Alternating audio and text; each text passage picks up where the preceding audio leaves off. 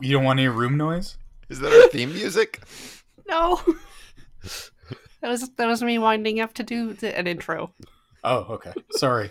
Sorry to harsh your buzz. Welcome to GREEDWATCH2018, a Kamen Rider O's recap podcast. We are being forced to do this at gunpoint, apparently. I mean, I am. Oh, no. You should look into that.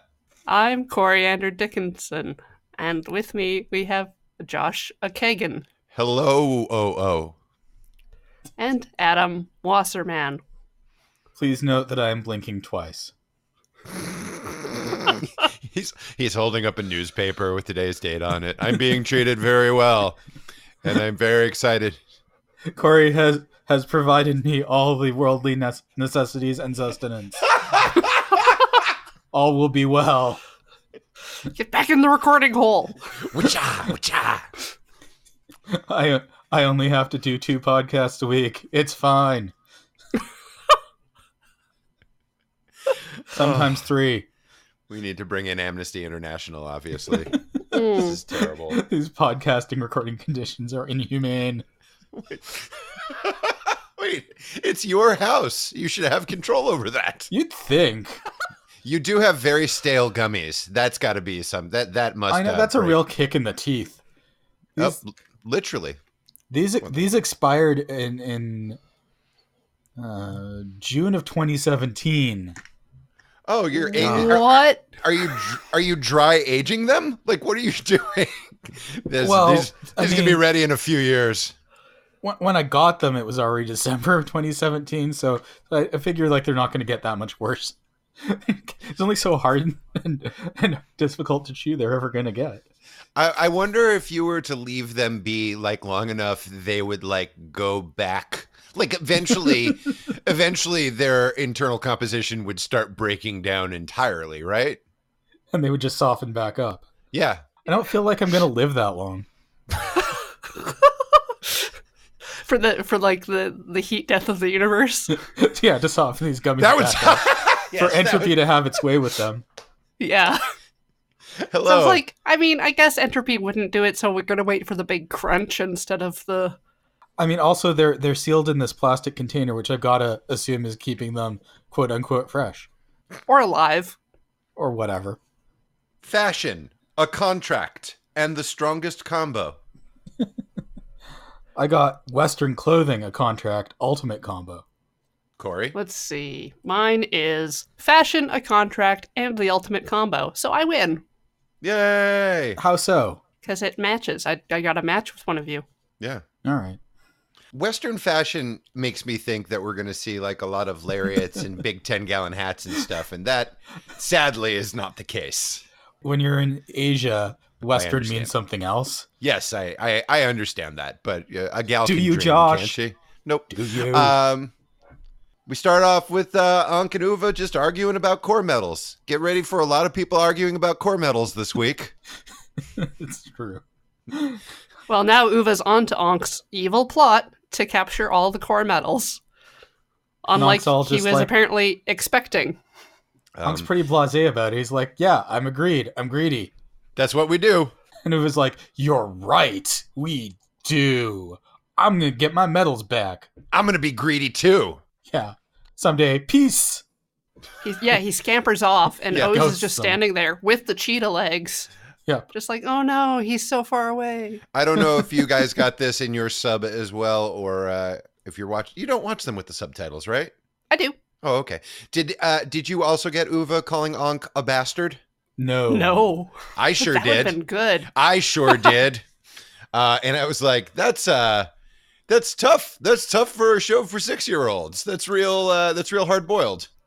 So there's an ongoing debate, shall we say, in the fan subbing community as to how to translate certain words when they're used in children's programming as opposed to more quote unquote adult fare, like, I don't know, Dragon Ball.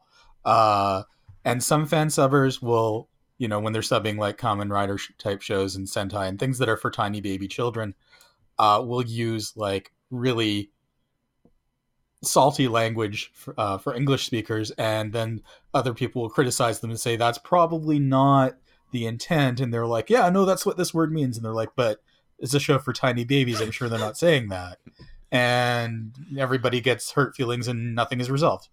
The end. The internet. That's the internet. We've done it again. Da. So Uva scampers off and is just like, we'll see about all of this, I guess. And then we throw to Hina and Yamano, a.k.a. Shopping Girl. I call her Rich Girl. I go with Shopping Girl. No, she's still broke and she's sad. Actually, no, sorry, it's Shopping Lady. Oh. Fancy.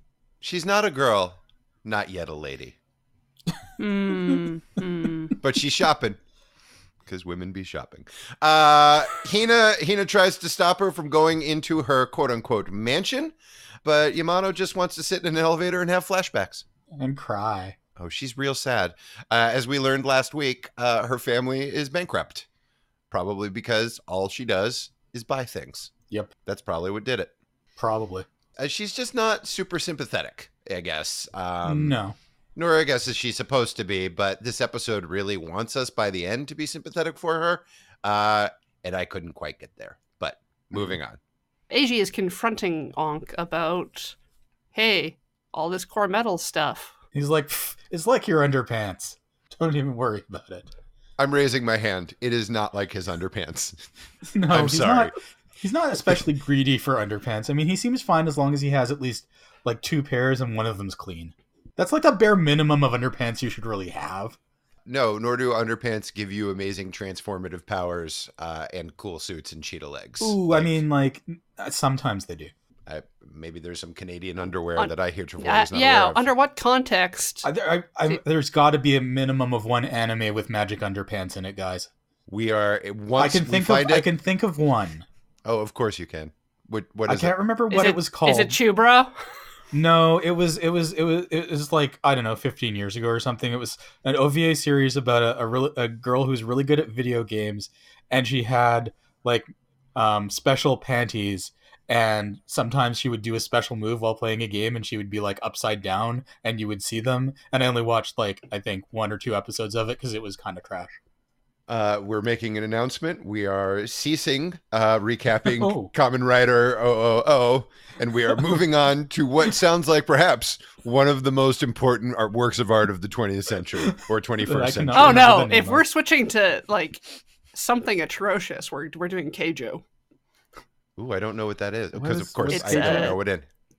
Tits and ass fighting series. Oh, is it tits versus ass?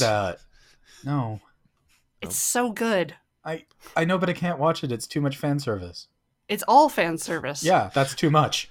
For fans of bodies? Like, what are we talking about? Oh, yeah, fan service is like a term of art that Oh, no, I know what that means. I mean, what are the But in the series Keijo, okay, so the Keijo fighting league involves women going out onto these platforms that are floating in a body of water, and they have to either knock their opponent off into the water or get them to touch the ground, the platform, with something other than like their feet. Yes. But they can only contact each other using their butt or breasts. Huh. So you get to see someone do a judo throw with a nipple. I mean, I'm sure it's hilarious. Based on the works of Emily Dickinson. No, I don't know. It's not. It doesn't sound like there's any dick in this show. Anyway, sorry. Boing! Ho, ho, ho. Anyways, we get some charts that explain the makeup of the core metals. It's like, hey, all these dudes have 3. The end. Yep, pretty much. I wanted like a Schoolhouse Rock to explain it to me. I feel like if you haven't kind of figured that out by now, and this is a surprise, like, I don't know what then you were doing the target audience. Yeah. Then you're right, 6 years old. Okay. Even then. Ankh tosses AG some medals and is like, here, go knock yourself out. There's some monsters over there, and I'm definitely not going to Kugami's office to punch him in the face. What Kogami wants is 70% of the cell medals they acquire. Yep. For reasons. And AG's basically like, all right, be careful. Bye. Yeah, have fun. Don't do anything reckless, he says. Yeah, Ankh's like, oh, you have to go defeat that yummy that's in that apartment building that I didn't tell you about. AG's like, I knew it. It's always yummies with you. Knew it. Then we go to the Peach Pit, where all the greeds are hanging out. Uva shows up, and he's mad as heck, and he's not going to take it any core. Sorry. And one of the other greeds is just building a stack of chairs. Yep. That's some good business. That's some good stage business there, He's director. just putting some stools like on top of each other, basically. Yep. But a lot of them. He does call it a fort later Yeah. when it gets knocked over. Oh, Yeah. in mine But it it's was a castle. terrible fort. It's not real yeah, bad. Mine said castle too. Yeah, It's not not a a great good fort. castle. Not a great castle either. TBH. And Kazari's all like, listen, Uncle lies. Unc's a liar. Why are you believing him? And Uva's like, you're right, other liar. Why am I believing him? They're I'm like, Uva, you're too credulous, by far. honestly, it's easy to see. And then Bazul's like, don't even worry about it. I got a plan. I'm going to get us so many medals. It's going to be so good. They're gonna hatch. It's amazing. It's not amazing. It's amazing that these greeds are capable of doing anything, and it is not difficult to believe that they were all captured in the first place. It's true. As far as bad guys go, they only seem like C minus at doing evil. It used to be a lot easier. People didn't have cell phones. Back in the Oh, day. true. And then Uva, like a jerk, knocks over all the stools. Yeah. What a jerk. And the guy's like, my stools. Oh, no. The gray guy whose name I can't remember. Gamera, I don't know. Gamera? You know, did you guys know? Did you know that Gamera? Gamera is friend to children? Yes. Dude, Yeah, hell yeah. who the Moving hell do on. you think He you're lives in a talking to? volcano. That's great. He's really neat, and he's made of turtle meat. Back to Shopping Girl. She's just sitting around being real sad about being poor, and then I don't know if this is what they wanted to convey, but the scene ends very abruptly with her just hugging her possessions, as if to say, yeah. come to me, my children, my beautiful, beautiful possessions. I love you more than anything else." And this causes the big sack of eggs to drop because she's being greedy. Now, here's the thing. I was half expecting her to, like, get back up to her place and all her stuff to be gone, like, already repossessed. Like, often happens in cartoons when somebody goes bankrupt and a big van shows up and they just cart away all your possessions, as if when you run out of money, you also run out of the things you bought with the money when you still had it, Yes. which has always annoyed me. I guess if you're bankrupt, they might take your possessions in lieu of, monetary payment, but still. Anyway, I was kind of expecting her to have an empty apartment and be really sad because all her shit was gone, but it was the opposite. No, she had all of her shit, and she just wanted to hug it and tell it that it was pretty and that it was going to be okay. Yep. And outside, AG rolls up on a motorbike and is, I guess, summoned by Goto. Goto's just already there, like he was waiting. Like he's like, He waves him why over. did it take you so long to get here? Goto always looks like a little bit mad about everything. He's got like that deep seething rage. Yeah. Like he's running 5 minutes behind for everything. Like he slept in 5 minutes that morning, and it's just thrown his entire day off. I feel like it's more like he showed up 5 minutes early for everything, but everyone else was running behind, so now he's wasted 10 minutes.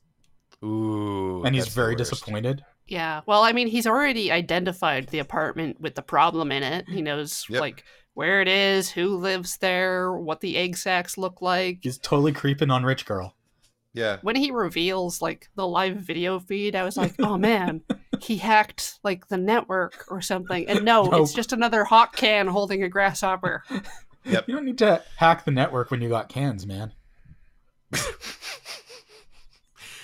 Is there a can fighting series? And then No, but there is one about cell phones. Where one of the cell phones is a police officer. Yep. What? I'm There's picturing. not a show about cans. There's a show where there's a police officer cell phone. Yeah. But does that mean it's just like it's wearing like a little hat and has like a little nightstick and is walking around on little cell phone feet, just being like, "What's all this then?" Or It does have little No. cell phone It feet. does have It's a little- flip yes. phone that transforms through the magic of CGI Yes. and actually interacts with the real police. And there's an evil cell phone that hums its own theme song whenever it shows up. It's a really good show. we'll do that next after we get through 800,000 fucking episodes of Kamen Rider 000. Also, at least some of it was directed by Takashi Miike. What? Oh no! There we go. That's the reaction What? I wanted. Wait, really? That's Beat Takashi, right? No. No. No. Oh, my mistake. It's the other Japanese director. Yes. The guy who did Audition and the Phoenix Wright Oh. movie. And sometimes he does, like, his own stuff that's weird and gross, and sometimes he does, like, really marketable stuff. That's Weird weird. that way. That'd be like David Cronenberg doing the Smurfs or something. Yep, exactly like that. Precisely. I guess the Smurfs are kind of body horror in a way. And then somehow actually makes like a good Smurfs movie. Yeah. I mean, nowhere to go but up. I don't know. Right. I haven't seen either of the Smurfs movies because There's 3. There are 3? Yeah, I guess. Okay. There's the full CGI one that they made after yeah. the 2 mixed live action ones. It's good stuff. I just want somebody to, maybe they've done this. I should check YouTube. Has somebody done like a cut of just all the Hank Azaria Gargamel stuff? Because that's really all I want to see. I'm sure that exists. Yeah, just a super cut. Anyway, so what do we got here? Oh, and Heat Vision and Jack go to there. Goto tells Edgy, why don't we just kind of team up? We'll take care of this together. And Edgy is like, I don't know, because I promised Onk. I don't know if my dad's gonna let me. I don't know. I need a permission slip from my arm buddy. And Goto's like, how are you going to save the world if you can't keep one greed in check?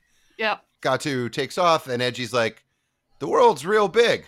He made some observation like that. Yeah. Some scorching hot take that the world is very big. Seems like a lot of pressure. Mine was more like, oh wow, you shoot high. Like your goals are large. I just want to get the thing in front of me taken care of. Yeah. Yes, he's very goal oriented. Yeah, the translation mine seemed more like he was like, man, that's too big for me to understand. I'm just going to focus on what's in front of me. I mean, saving the world one step at a time. I don't really ever feel like the world's in danger. I feel like whatever this city that it's taking place is in is being like mildly inconvenienced, and there's some weird shit happening. But like, at no point am I feeling like this is going to go global any minute. I thought you meant the real world, and I was like, seriously? Because I do. Oh, no. Yes, let me make it perfectly clear. The actual world that we live in is a dumpster full of toilets on fire. And I cannot picture certainly the United States of America making it another 2 years before our next election before going 100% Mad Max. But luckily I have like a football helmet and some shoulder pads with spikes on them. For just such an occasion. I just finished watching the first season of Mr. Robot, like today. Oh. You may be familiar with it. It has Rami Malek and Yes. Christian Slater, and Obama's still president. So he Oh. causes like a complete takedown of like the financial industry with like V for Vendetta masks, and it was years ago. Yeah. Yeah. Yeah. Whew. The world is big. Let's anyway. just not forget that, you guys. The world's real big. Hina tries to stop Shopping Girl from doing more shopping. Because hugging her things has inspired her to get more things. Yeah, that's how that works for me, too. Edgy and Hina are both like, hey, don't go anywhere. Don't go shopping. Don't go back to your apartment. It's filled with monsters. And Shopping Girl just acts like a real jerk here on a lot of levels. She was like, go ahead. Well, she acts like a jerk, but then she's also really freaked out that these two people won't leave her alone. You know what? Reasonable. That is reasonable that she's having the worst day of her life, and now two random people are like, hey, we're following you around for no reason, and we know what number your apartment you live in, but we're cool. Don't worry, there are monsters. So she throws a wad of cash at them like an octopus squirting ink and runs away. I now want to make rich people mad at me. If that is that's a fantastic way. I'm just going to walk around Beverly Hills and be like, hey, I bet you're really poor. And they'll be like, I'll show you, fistful of 20s. I mean, might work. We'll try. Yeah. The problem is when you get too much money, then you have to start throwing it at other people. The thing she doesn't realize is that Hina is a superhuman. So strong. So Hina wrenches open the elevator doors and then realizes she didn't really have a game plan here. It's just like, oh, wait a minute, and lets the doors close. The best part is she doesn't even like pry them open. She just sort of puts her hands flat on them and just like pulls them with her tremendous strength, which I guess is really like tactile. I don't know. And I would think would just break the elevator full stop, but they're made of strong stuff over there in Shopping Girl's mansion. So that's why she pays the big bucks. That's why we're paid the big bucks, anyways. And Shopping Girl goes back to her apartment, and then there is some.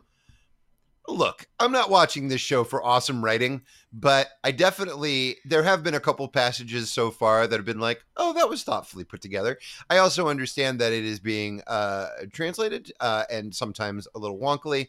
This speech that AG has, where he has like the hot take that like money's fine and people want things and he's good with it. Like, it's one of those speeches that sounds like he's saying something, but then you actually sort of parse it and you're like, nope, you literally could have just said the letter L for 10 seconds and it would have made the same amount of sense. Well, also, while he's doing this, he's like smoothing out the wad of cash that got thrown at them so that it looks all nice. And Hina's like, oh, I see what it is. You reach out for money with your hand that you reach out for things with, you jerk.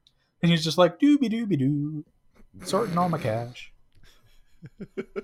But then immediately he undercuts like the assumption, just like, here, give her back her money. And then she's like, ah, shit, I was a jerk.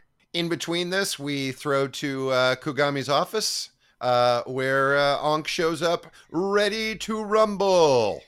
He is arm strapped. No cake count? Not yet. I'll get that. Not yet. He's putting a box on a cake the moment we cut to that scene. We didn't get to see it. That's the only glance of the cake we have at this point. Just let me run Cake Watch, okay? You don't have to worry about Cake Watch. Kogami's suit is amazing. Oh, it's so shiny. So shiny. Like a scale pattern. It's shiny red. I mean, you have to have a lot of confidence to pull that off. And let me tell you, Kogami has that confidence. And then some. Look, he's here to bake cakes and wear shiny suits. Yep. And we don't know how many cakes he has. Or suits. Boy, he's got a lot of suits. That's one of those suits that to me simultaneously looks very expensive, but at the same time, incredibly cheap. I'm sure the wardrobe budget for this show is not particularly high. But I don't know if I could wear a suit like that. I would like to try, however. They have to spend most of the budget on helmets. Corey, do you need a shiny red suit? I do. Yeah, we all do. When we start transitioning into doing live episodes, a thing that will probably never happen, we will definitely all wear red shiny suits for that. You know, red's not really a good color on me. Okay. Here's what one of us wears a red suit, one of us wears a yellow suit, and one of us wears a green suit. Brilliant. I call yellow. Good, I wanted green. Well, I guess I'll take red. You started this. And I will look like one of the kings of comedy. But which one? I mean, in my heart, I'd like to be Bernie Mac. But who doesn't? Ooh, who doesn't want to be problematic, though. Oh, I would. I mean, I would just wear the suit, and I would be like, I wouldn't actually be like, I would not go the steps that that dummies every Halloween. We just had, I don't know when this is going to drop, but we just had Halloween. And so the day after Halloween, I don't know if it's the same thing in more enlightened Canada, but it's just a parade of fucking dummies who wear blackface and are like, I didn't know it was bad. It's like, you did. You probably knew it was bad. Yeah, we get the same internet you do. I had a manager at my former job in Canada who he was a big Simpsons fan, and he'd done a couple Simpsons characters. He'd done like Ned Flanders, and he decided one year that he was going to be Apu, and he did definitely do brownface. No, Pretty much. And the voice? You know what? I just saw him walking around, and I chose not to engage. My dude, you cannot do that shit in the year of our Lord 20 whenever. Don't do it. It was poorly thought out. Anyway. Yeah, shopping lady is doing as much shopping as she can from her apartment. She finally figured out that she can shop on the internet. And she's using the first internet shopping website, it looks like. It's true. It looks like a GeoCities site. It was just like one flying toaster away from being something that would be like on a fucking Amiga. Buttons have to be large so people know what to click. And she seems to have crashed it by putting too many things in her cart, or it somehow knows how much money she has. If only she hadn't have thrown her last remaining money at those people. Although I suppose you can't put that through the computer, but just nothing you can do about that. And then her eggs hatch. Yeah, and it's gross. And I don't... What are they? Are they spiders? I call them baby mouth things. I called them fish slash face huggers, or fish huggers, if you will. I was somewhere between like spider, scorpion, mech. They're gross. Here's the thing you have to understand, everyone. They're gross. They're covered in fingers. And there's a lot of them. Tons and tons. And some of them are physical. Yeah. Like, they're not all CG. Every so often. We'll get into it later, but definitely one of my favorite things in the world is watching actors wrestle with inanimate rubber props. Yes. Absolutely. That's great. That never makes me sad to see somebody with a rubber thing stapled to their outfit and just like, oh no, it's going to get me. Help. So these things come pouring out of the apartment. They shatter the window and come pouring down the building. So AG's like, oh, better henshin. And he's like, what just happened? Because she's never seen this before. And I don't think AG even remembered that. He just did it. No. She's like, blah? Oh, sorry. I'm sorry. I'm a superhero. I should have brought that up. I should have mentioned it to you. Although, I guess with everything that Hina's seen in the last few days or weeks, whatever, like, this has got to be pretty par for the course at this point. But the show doesn't care anymore. It cares more about what's happening with Kogami and Ankh. Yep. And Ankh's basically like, well, here's my plan. I'm going to murder you, and then I won't have to give you squat. That's always plan A with Ankh. And he has yet to murder anyone. It's and I hope that check gets cashed soon, because I like seeing some murders. Meanwhile, AG grabs Rich Girl and hauls her out of her gross fish thing filled apartment. Yeah. And brings her back, and to Hina, and he's like, here. And he's like, you're AG, right? And he's like, oh, yep, totally. Bye. Yeah. I'm also a super robot dude, I guess, or whatever. Goto sounds the alarm saying there's a yummy. Yep. And so Kogami goes to whatever camera view he's viewing, showing a vending machine that AG is running up to go transform into a motorcycle for some reason. Like, in this context, it doesn't make any sense. Yeah, he's like 4 feet away. It's his go-to move. Oh, nicely done there, by the way. Yeah. And Kogami's like, hey, if you kill me, the whole metal system won't work because I control it with my mind. Mind powers. And we get some real sweet B-roll footage of Edgy not unhumping a... It's so good. You can't unhump a vending machine, and he proved that today. The suit actor is doing a bang-up job in these scenes, I just want to say. It's beautiful. And the second time I watched it at 2 times speed because I'm a very busy man with a very strong hangover today. And so seeing him sort of run around and kick it and jump all it really needed was the Benny Hill music Oh god. for it to be the most perfect thing I've ever seen. He just straight up like puts it on its side Yep. and straddles it, and it's Yep. just like, and now transform. Woo. Yeah. Like, I'm trying everything here. Meanwhile, Anka's trying to negotiate, and it turns out he's not very good at it.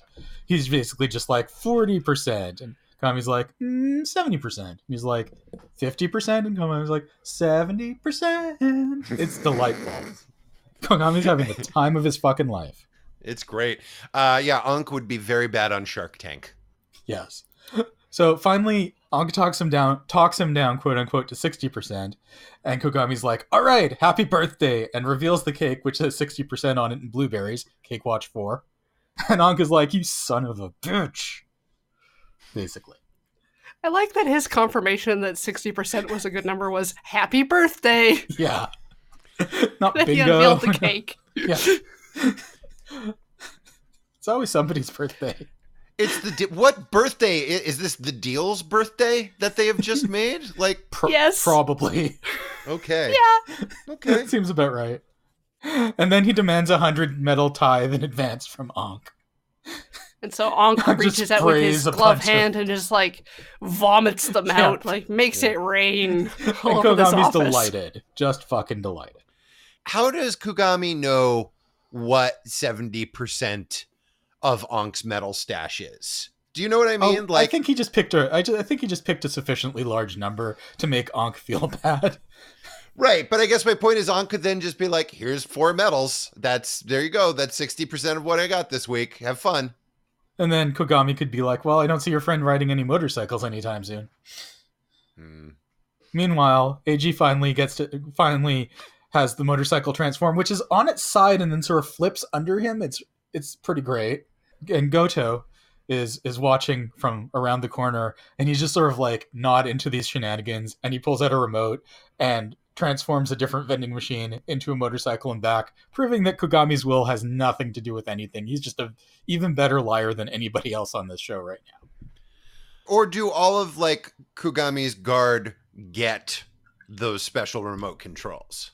I think the implication is that Kogami just pulled a fast one on Ankh, making him think that killing him was not an option when it totally is. AG gets on his motorcycle and drives the 40 feet to the mansion apartment buildings. So because And not only are the walls covered in spiderlings, but Yes. all of the clothing has been ejected from the apartment and is flying through the sky, like the apartment lost atmosphere. Yes.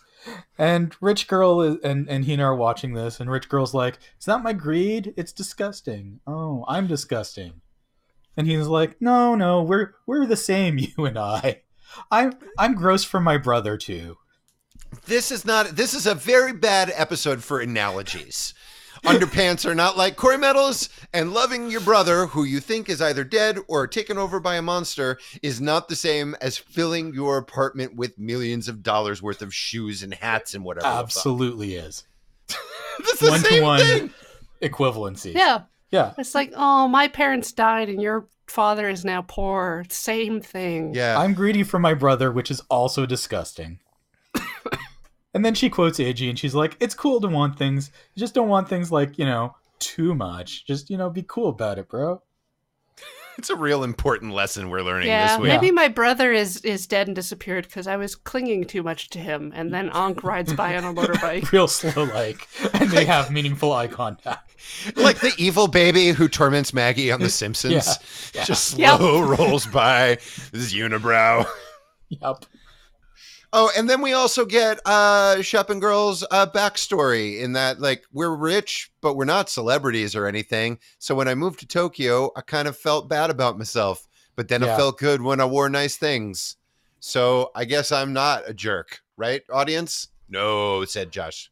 I just have problems. Problems that And I then- fix with material gain. Look, I can relate to this. I've bought lots of stuff to cover up my sadness. Oh, yeah. I have so that's many your- DVDs, guys.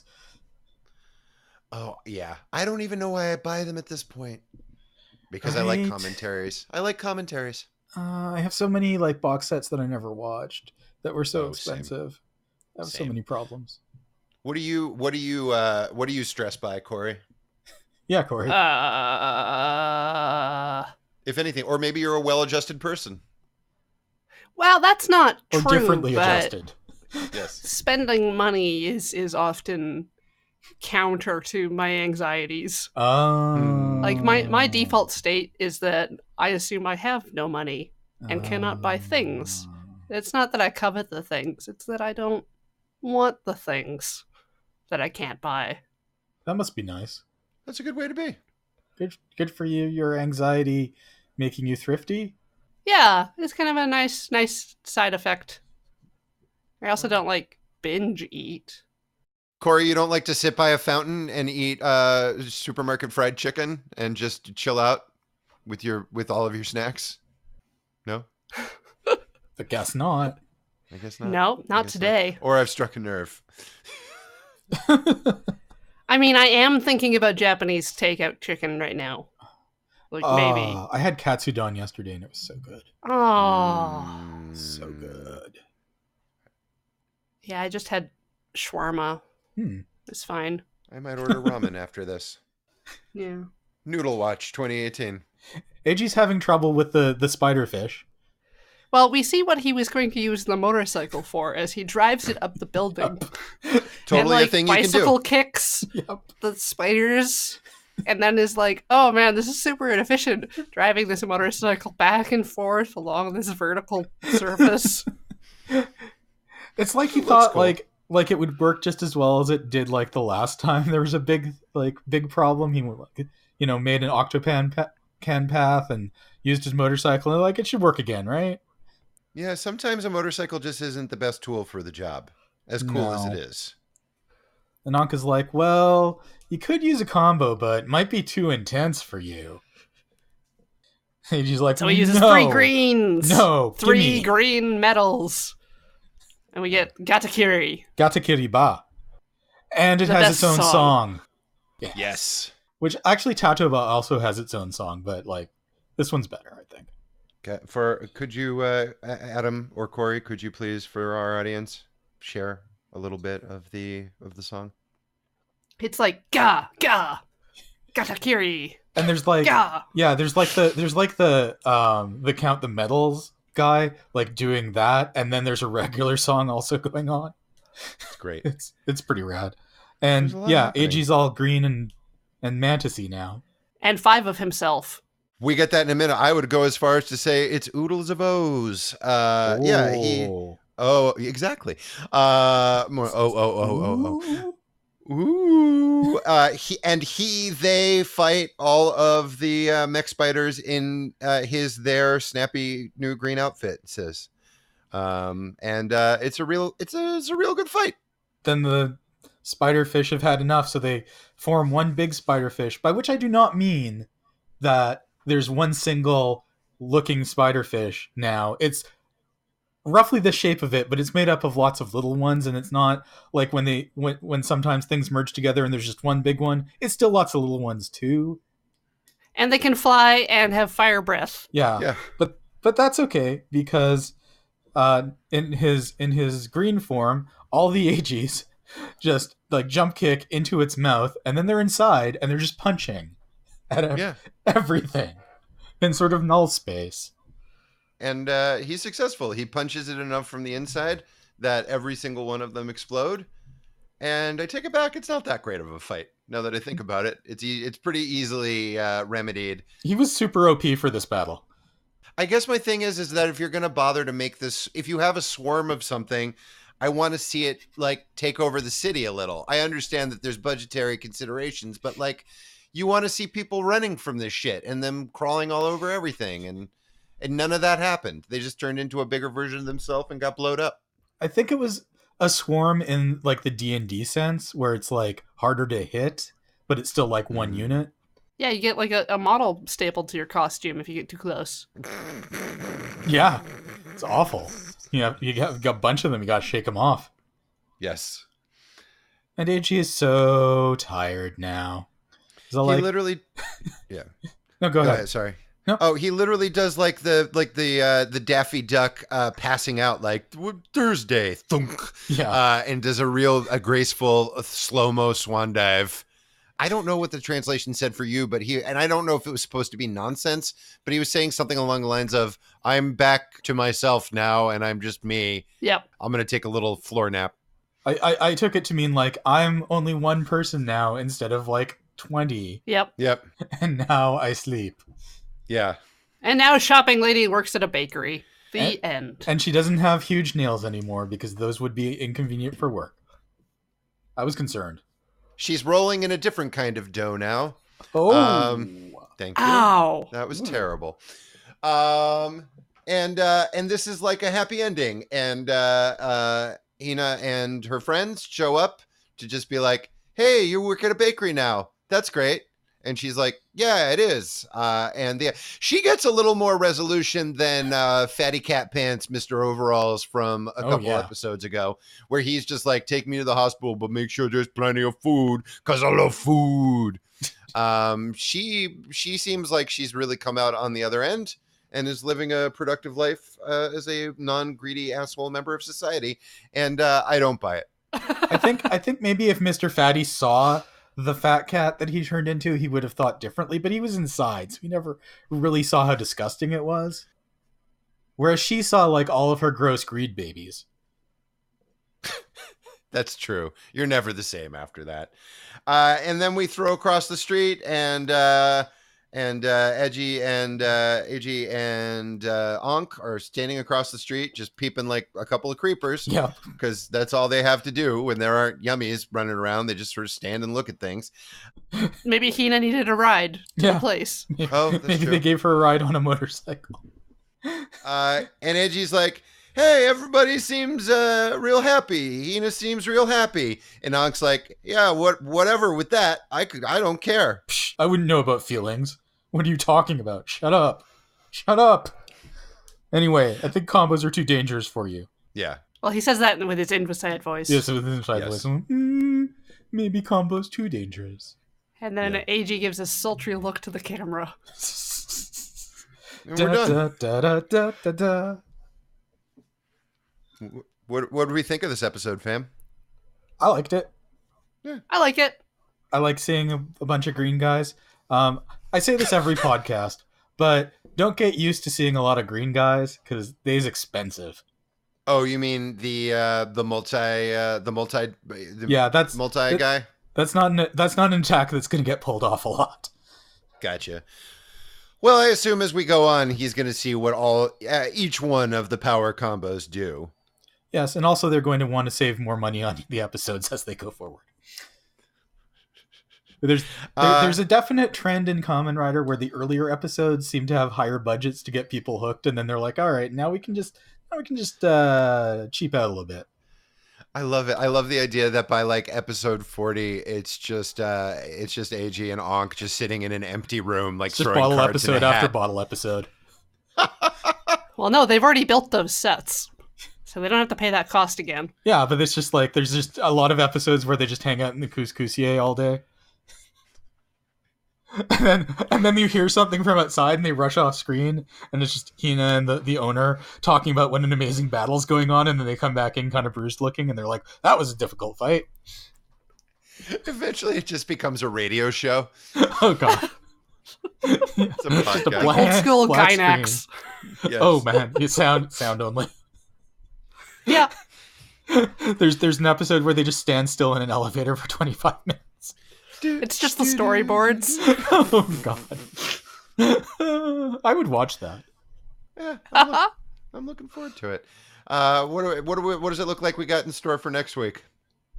Oh, I don't know. So, it looks like AG's getting a job. Stay tuned. Woohoo. Bum, bum, bum. And then there was a trailer for a movie that we're not going to watch, and the warning said spoilers for O's if you watch this trailer, and I didn't see any spoilers, but whatever.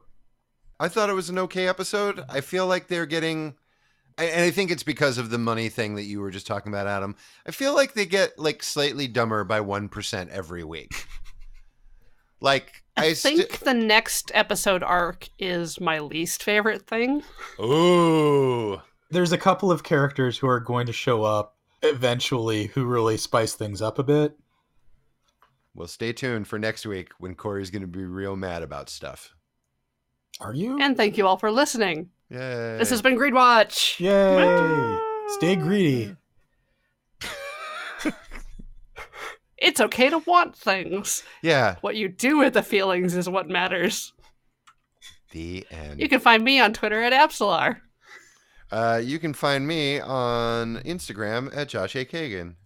You can find me on Twitter at GoldSarcasmium. Yay. Goodbye. Bye. Cake.